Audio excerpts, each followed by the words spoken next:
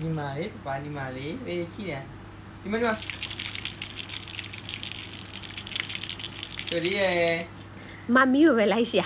ချူရီရဲ့မမီကချူရီရဲ့ခေါင်းတက်တဲ့မှာမမီကချူရီခေါင်းတက်တဲ့မှာလိမ်မာလိုက်တာရောချူရီရဲ့ခြေထောက်လေးကျင်ငန်းလုံနေလားဟလားအော်ခေါင်းလေးကျင်ငန်းလည်းလုံနေတာတခါတည်းခြေထောက်လေးကျင်ငန်းရောခေါင်းလေးကျင်ငန်းရောလုံနေလားအော်လိမ်မာလိုက်တာ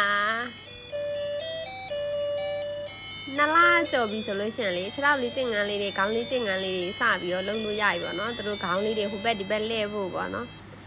ကဲချူရီကဲတစ်ချက်လောက်ကန်လာအောင်ချူရီတစ်ချက်လောက်ကန်လာအောင်လှုပ်မအတန်တိတ်သွားပြီ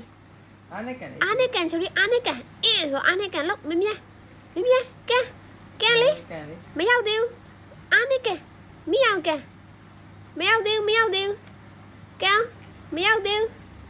မရောက်ကန်လေချူရီမရောက်ကန်မထိသေးဘူးအော်တော်လိုက်တာအမလီမမီချူရီတော်လိုက်တာ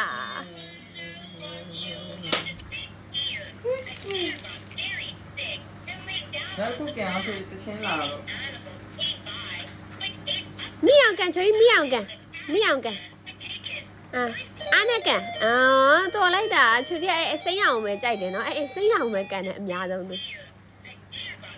မရောက်ကန်ချူရီမရောက်ကန်အော်အစိမ်းအောင်ပဲကန်တာတဲ့မမီချူရီက green purple yellow တော်လိုက်တာအမေဒီကန်လာပြီကြည့်လေဟေးတော်လိုက်တာရော